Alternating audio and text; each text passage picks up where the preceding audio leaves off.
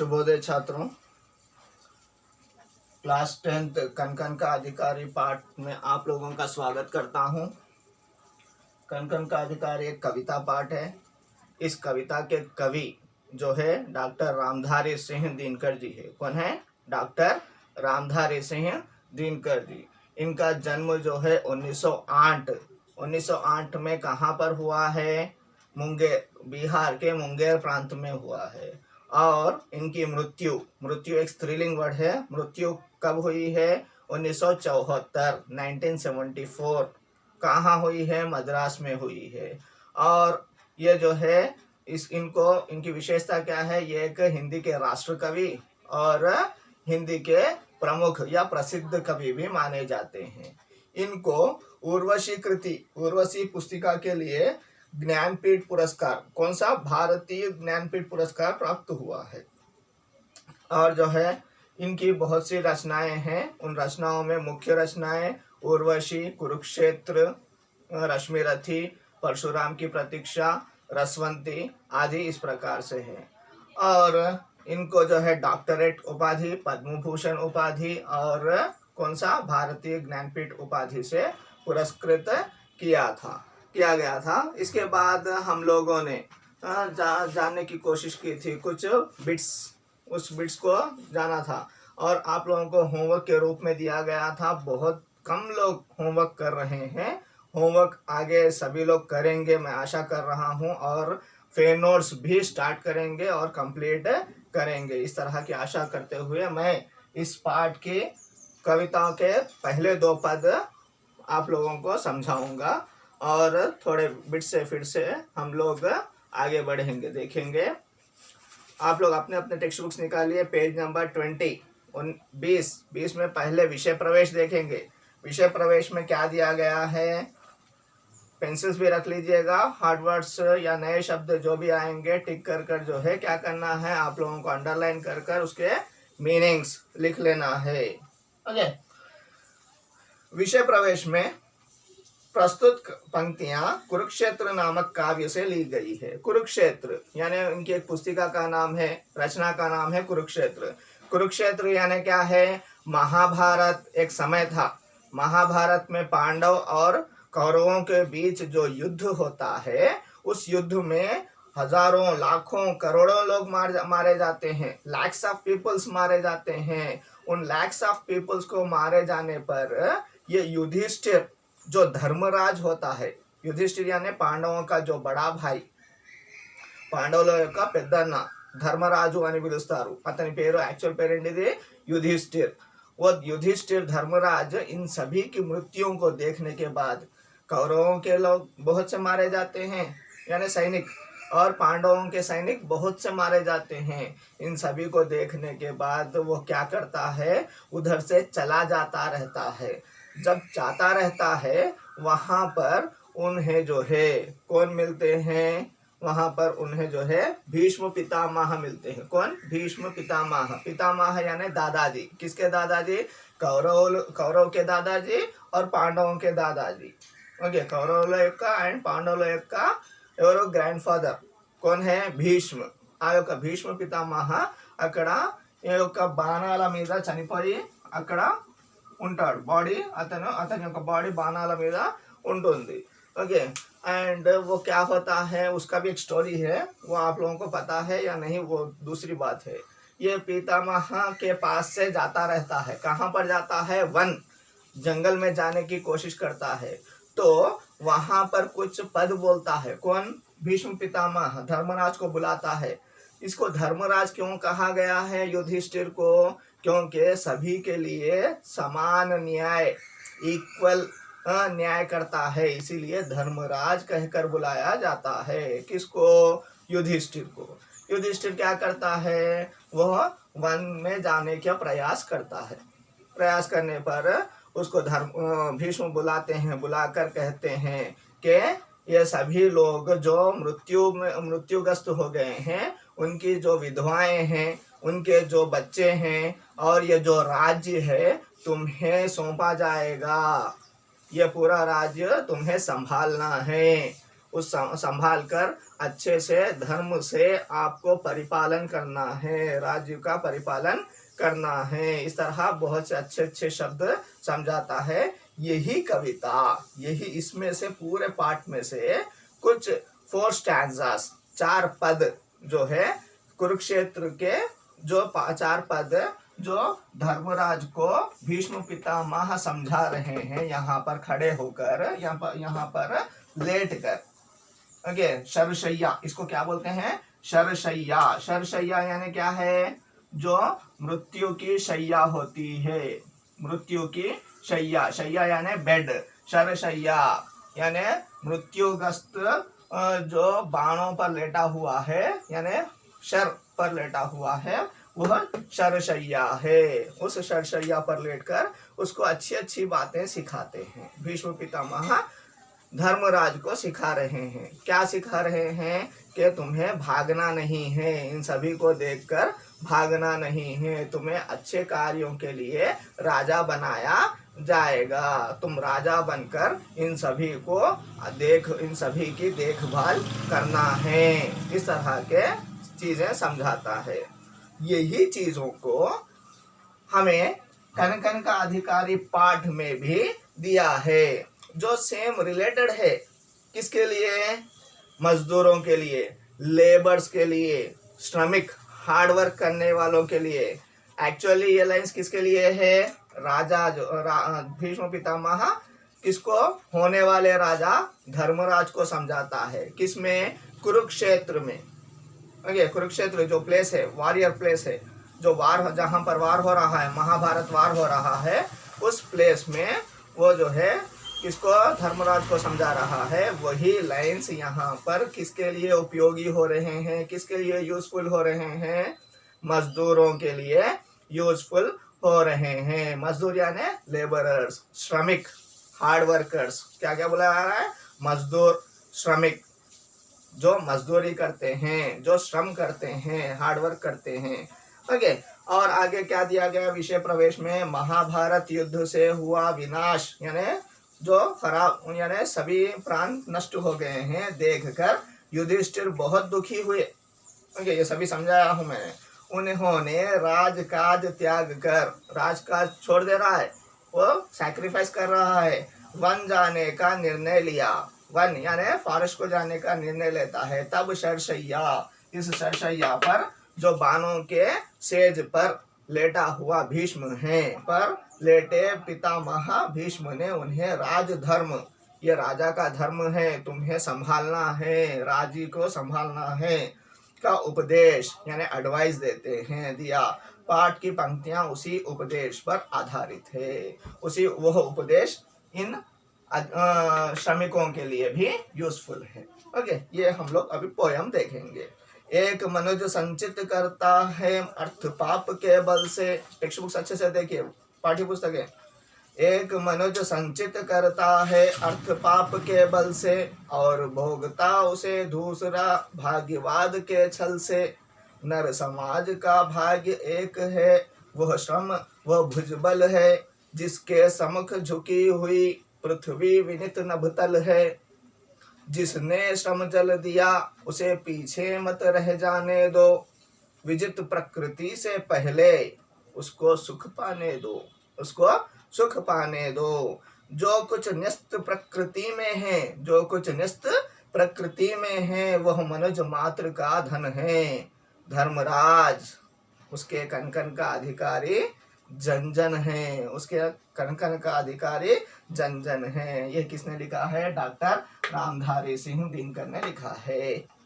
Okay, ये जो है अभी फर्स्ट 2 स्टैंजास, 2 पद देखेंगे। एक मनुज संचित करता है अर्थ पाप के बल से। अर्थ, अर्थ यानी क्या है? पैसा, धन, दौलत, प्रॉपर्टी, मनी, बैंक बैलेंस, ये सभी कुछ आते हैं। एक मनुष्य क्या कर रहा है? इस धन को क्या कर रहा है? संचित कर रहा है। मीन्स वह इकट्ठा कर रहा है, कलेक्ट कर रहा है। कैसे? पाप के बल से। पाप के बल से, पाप के बल से यानी डरा कर, धमका कर, ये मेरा है, दिस इज माइन कहकर क्या कर रहा है? डरा कर धमका कर उसे कलेक्ट कर रहा है। ओके, कोई पैसा जो है, जैसे बहुत से गवर्नमेंट सर्वेंट्स क्या करते हैं, रिश्वत लेते हैं।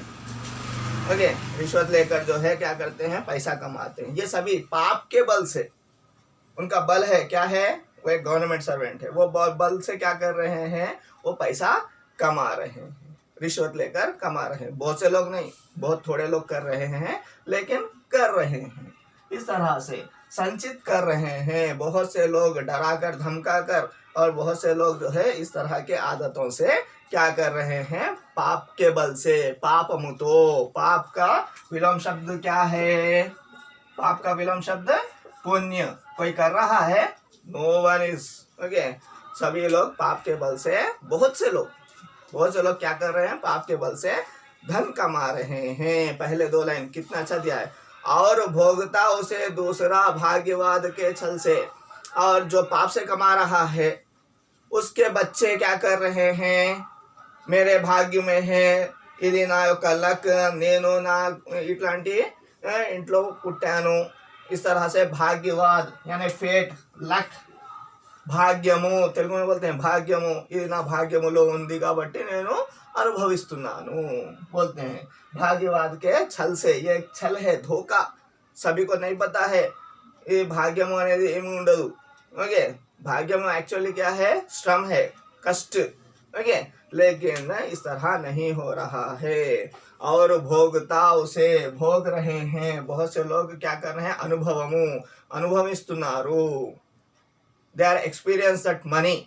जो पाप से कमाया जा रहा है वो मनी जो है, बहुत से लोग क्या कर रहे हैं, this is my fate, this is my luck, I am experiencing this money, I am, ये पूरे मनी का केयर टेकर हूँ, होल्डर हूँ। इस तरह से वो भाग्यवाद का छल उन्हें छल रहा है, धोखा दे रहा है, वो अपने आप को धोखा दे रहे हैं। नर समाज का भाग्य एक है, वह श्रम, वह भुजबल है। लेकिन इन लोगों को, पाप से कमाने वाले लोगों को, भाग्यवाद के छल से भोगने वाले, मीन्स एक्सपीरियंस करने वाले, अनुभविस्तुन्न వాళ్ళకి ఇది తెలియదు। ఏం తెలియదు, ये जो नर समाज का भाग्य है, नर यानी मनुष्य, ये जो है गर्ल यानी उसका लिंग परिवर्तन है, नर नारी। ओके, एक्चुअली नर यानी कौन है, सभी मनुष्य का भाग्य एक ही है, फेट, लक एक ही है। वो क्या है, उनका बल है, उनका भुजबल है, उनका श्रम है, यानी कष्ट है, जिसके वह श्रम वह भुजबल है। क्या है, श्रम है, भुजबल है। नर समाज का भाग्य क्या है, लक क्या है, फेट क्या है, नर समाज का भाग्य फेट क्या है, उनका श्रम, उनका कष्ट, उनका हार्ड वर्क। श्रम क्या है, हार्ड वर्क, और उनके भुजाओं का बल, उनके भुजाओं से जो स्ट्रेंथ से काम करते हैं वो बल ही जो है उनका असल भाग्य है। యాక్చువల్ భాగ్యము అదే। ఎవరైనా కానీ హార్డ్ వర్క్ మీదనే ఏముండాలి, డిపెండ్ అయి ఉండాలి। కానీ కొందరు ఏం చేస్తున్నారు, పాపము చేసి డబ్బులు సంపాదిస్తున్నారు। ఆ పాపంతో సంపాదించిన వాళ్ళ బిడ్డలు, కొడుకులు ఎవరైతే ఉన్నారో వాళ్ళు ఏం చేస్తున్నారు, వాళ్ళు ఇది నా భాగ్యములో ఉంది అని అనుభవిస్తున్నారు। వాళ్ళకి ఇది తెలియదు, ఏమి తెలియదు, ఏదైతే ఈ యొక్క శ్రమ, హార్డ్ వర్క్ ఏదైతే ఉందో, మన యొక్క చేతులతో పనిచేసే ఏదైతే శ్రమ ఉందో, హార్డ్ వర్క్ ఉందో, అది అసలైన భాగ్యము అని ఈ లైన్స్లలో చెప్పడం జరుగుతుంది। इस तरह से जिसके सम्मुख यानी जो श्रम करता है, who does the hard work, उसके सम्मुख झुकी हुई है, उसके सामने सभी कुछ झुक जाते हैं। ప్రతి ఒక్క వస్తువు, ప్రతి ఒక్క విషయం అనేది బెండ్ అయిపోతుంది। ఎవరెవరు, లైక్ పృథ్వీ, कौन, पृथ्वी भी विनित करती है, humbly, it also bends its, okay, वह बो करती है। और जो है नभ तल, नभ भी, आकाश भी उनके सामने झुक जाता है। और पाताल लोक भी, तल यानी पातालम बोलते हैं ना, वो भी जो है क्या करता है, झुक जाता है, हम्बुल्ली झुक जाता है। कैसे, विनित करते हुए, हम्बुल से झुक जाते हैं सभी चीजें। किसके सामने? जो श्रमिक है, जो श्रम करता है, उसके आगे सभी की सभी चीजें झुक जाती हैं, है क्या नहीं? ओके, यानी हमें कैसे कमाना है, पैसा कैसे कमाना है, धन दौलत कैसे कमाना है? पाप से नहीं, पाप करने के जो भाग्यवाद है उससे नहीं, श्रम से कमाना है। कैसे कमाना है? श्रम से, अपनी भुजाओं के बल से कमाना है। ऐसे करेंगे तो जो है हमारे आगे सभी चीजें झुक जाएंगी। पृथ्वी तक नतमस्तक होती हैं, नभ भी झुक जाता है, नभ यानी आकाश, स्काई भी झुक जाता है, और पाताल भी हमारे आगे नतमस्तक, विनित से मीन्स विनयंगा, क्या हो जाता है? झुक जाते हैं। सभी चीजें झुक कर जो है हमें हमारे आगे झुक जाती हैं, जो श्रमिक होता है। ओके, और दो स्टैंजा, दो पद हम लोग आगे जानेंगे। उससे पहले हम लोगों को ये होमवर्क भी करना है और एक प्रश्न भी देता हूं। ओके, जैसे आप लोगों को फर्स्ट आ बिट समझाया गया था, सेकंड आ बिट में, भाषा की बात, सेकंड आ बिट में जो है आप लोग देखिए, सूचना के अनुसार, सूचना पढ़िए, उनके उसके अनुसार कीजिए। संधि विच्छेद, फर्स्ट बिट में संधि विच्छेद, यद्यपि, क्या है? यद्यपि, उसमें दिया गया है, देखो उसको संधि करना है, संधि विच्छेद करना है। फर्स्ट वन यदि प्लस अपि, यद्यपि। सेकंड वन क्या है? आप लोगों को दिया गया है पर्यावरण, परि प्लस आवरण, ये संधि विच्छेद है। संधि विच्छेद करने के लिए बोला, संधि के नाम लिखने के लिए नहीं बोला। यद्यपि, यदि प्लस अपि, पर्यावरण, परि प्लस आवरण। सेकंड वन में समास पहचानना है, श्रम जल, यानी श्रम का जल, यानी श्रम का जल यानी स्वेट, श्रम से, हार्डवर्क से आने वाला जल क्या है? स्वेट है। श्रम का जल, ये कौन सा समास है? तत्पुरुष समास, लिख लीजिएगा। नभ तल, नभ और तल, नभ आकाश, तल यानी पाताल, नभ और तल, ये कौन सा समास है? द्वंद्व समास। इसको विग्रह भी किया जा रहा है, नभ और तल। ओके, थर्ड वन भुज बल, भुजा का बल, भुज का बल, भुजाओं का बल, भुजा यानी क्या है? शोल्डर्स। ओके, उसका बल, भुजाओं का आया है, इसीलिए तत्पुरुष समास। ओके, नेक्स्ट थर्ड बिट में देखेंगे ई, फर्स्ट ई बिट है, इसमें उपसर्ग, उपसर्ग यानी क्या है? जो शब्द के आगे जुड़ जाते हैं अक्षर, जो शब्द के आगे अक्षर जुड़ जाते हैं, इसमें परिवर्तन लाते हैं, इस शब्द में परिवर्तन लाते हैं, उसे उपसर्ग कहा जाता है। जैसे अभाग्य, अभाग्य में क्या है? अ, फर्स्ट अ। दुर्भाग्य, दुर्भाग्य में क्या है? दुर, हलांत आता है इसको, हलांत यानी पता है ना, र आधा हो गया, जो भी अक्षर के नीचे हलांत लगाया जाता है वो अक्षर आधा पढ़ा जाता है। दुर, रा को हलांत, दुर। थर्ड वन सौभाग्य, उपसर्ग क्या है? सौ। ओके, एक्चुअली सौभाग्य बोलते हैं थोड़े लोग सौभाग्य बोलते हैं। ओके, सौ इसका उपसर्ग।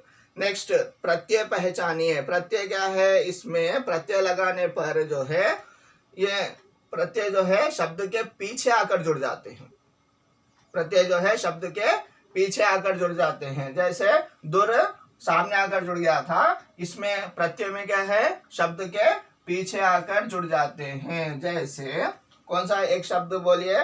प्रकृति, प्रकृति में प्राकृतिक, इसमें क्या जुड़ गया? इक, इक, दो अक्षर आकर जुड़ गए, प्राकृतिक। ओके, प्रत्यय क्या है? इक। सेकंड वन में अधिकारी, अधिकार, अधिकारी, अधिकार मीन्स राइट, अधिकारी means who gets the rights. Okay, ई, सेकंड ई जुड़ गया, क्या जुड़ गया? सेकंड ई, कौन सा ई? सेकंड ई जुड़ गया इसमें। थर्ड वन में भाग्यवान, भाग्यवान, क्या जुड़ गया इसमें आकर? वान। ओके, उसी प्रकार नेक्स्ट बेटा लिंग बदलना है, इसमें पुरुष श्रमिक के रूप में मेहनत करते हैं। पुरुष यानी एक वचन है, बहुवचन है ये। एक वचन भी हो सकता है, बहुवचन भी हो सकता है, लेकिन सेंटेंस में क्या किया है, करते हैं दिया है, यानी बहुवचन है। यानी ये पुरुष का स्त्रीलिंग क्या हो जाना है, लिंग बदलना है ना, पुरुष का स्त्रीलिंग, पुरुष एक वचन है तो स्त्री, अभी ये बहुवचन रूप में दिया है, इसलिए स्त्रियां श्रमिक के रूप में मेहनत करती हैं। इस तरह से ये 2 बिट आप लोग होमवर्क करना है। और जो है अर्थग्राहिता लो first and second questions, first and second questions, second first and second questions, first first question, okay 5 question and answers and this 2 bits, भाषा की बात के सेकंड और फर्स्ट ये सभी होमवर्क कर आप लोग व्हाट्सएप से भेजिए। धन्यवाद।